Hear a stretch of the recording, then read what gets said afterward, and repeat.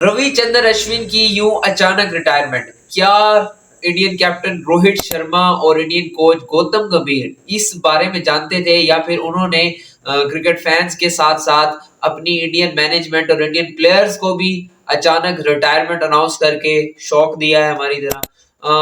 अगर मैं रविचंद्रन अश्विन की बात करूं, यू बीच सीरीज में इंडिया और ऑस्ट्रेलिया के दरमियान की सीरीज में रिटायरमेंट अनाउंस करना, और क्योंकि बातें ये भी चल रही है कि रविचंद्रन अश्विन जो है ना वो टेस्ट सीरीज के एंड में भी रिटायरमेंट अनाउंस कर सकते थे। एक और इंडियन कैप्टन भी है, फॉर्मर इंडियन कैप्टन, जिन्होंने बीच सीरीज में सीरीज चल रही थी इंडिया की, तो उस सीरीज के दरमियान उन्होंने रिटायरमेंट अनाउंस की थी। कौन से हैं वो कैप्टन? हाँ, वो कैप्टन है एम एस धोनी। 2014 में एम एस धोनी ने भी इसी तरह बी सीरीज में रिटायरमेंट अनाउंस की थी, और अब 10 साल बाद 2024 में रविचंद्रन अश्विन ने भी ये कर दिया है। ऐसे जो प्लेयर्स होते हैं, अगर मैं उनको डिस्कस करूं, तो पहले तो ये क्वेश्चंस जो है ना वो आ रहे हैं कि क्या रविचंद्रन अश्विन ने अपने आप को इंडियन क्रिकेट टीम के लिए सेक्रीफाइस किया है, या फिर रोहित शर्मा की रविचंद्रन अश्विन के दरमियान कोई स्पेस क्रिएट हो गई थी जिसकी वजह से रविचंद्रन अश्विन मजबूर हो गए रिटायरमेंट लेने पर। अगर आप नेगेटिविटीज की तरफ जाएं तो ऐसी कोई बातें नहीं चल रही।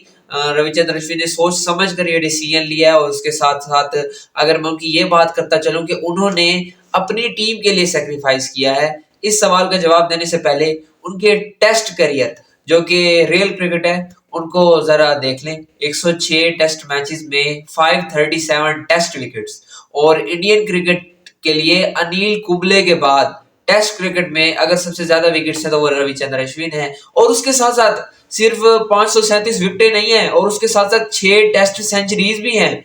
और ऐसे प्लेयर को आप एक ऑर्डिनरी प्लेयर नहीं कह सकते, ऐसा प्लेयर फाइटर होता है। और उनको हमने कई जगहों पर इंडियन क्रिकेट के लिए फाइट करते देखा। 2021 में सिडनी की बैटिंग उनकी देख लें ऑस्ट्रेलिया के अगेंस्ट, और भी कई जगहों पर हमने उनको फाइट करते देखा। Is a fighter. सो ऐसे जो लोग होते हैं ना, इनके करियर को जस्ट ट्राइब्यूट पेश नहीं किया जाता, तो इनके करियर को जो है ना वो सेलिब्रेट किया जाता है। और उसके साथ साथ मैं बात करूं, अगर मैंने ट्राइब्यूट की बात करी दी है, तो क्वेश्चंस आर रेजिंग हियर, क्या रविचंद्रन अश्विन जैसे ग्रेट प्लेयर इस तरह से डिजर्व नहीं करते थे कि उनको जो उनके टेस्ट करियर का या उनके पूरे इंटरनेशनल करियर का जो फेयरवेल है वो इंडिया में दिया जाता उनको, चेन्नई में मैच रख के या फिर मुंबई में मैच रख के जो है ना उनको वहां पर फेयरवेल दिया जाता।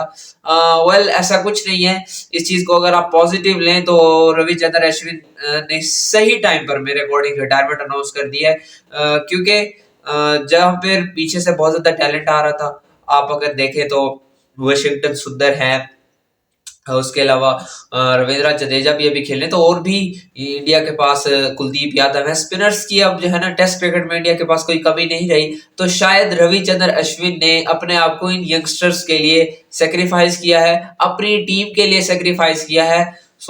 ऐसा प्लेयर जो है ना वो ट्राइब्यूट के काबिल है, और उनकी ग्रेटनेस तो भाई हम सब के बारे हैं। स्टार्ट में जब आए थे रविचंद्रन अश्विन तो बातें हो रही थी कि ये सिर्फ जो है ना वो व्हाइट बॉल तक रहेंगे, और जहां पर उस वक्त 2011 में जहां पर आ, आ, उस वक्त 2011 में जहां पर हरभजन सिंह जैसे प्लेयर्स विकेटें ले रहे थे टेस्ट में ढेरों, तो शायद ये कहा जा रहा था कि रविचंद्रन अश्विन जो है ना वो टेस्ट में नहीं आएंगे। लेकिन फिर हमने देखा कि टेस्ट क्रिकेट में रविचंद्रन अश्विन आए और छा गए। इंडिया को कई जगहों पर उन्होंने फाइट करके मैचेस जितवाए हैं। ऐसे प्लेयर को मेरी तरफ से tribute and lovely career, brilliant outstanding career, Ravichandran Ashwin the great player. Thank you.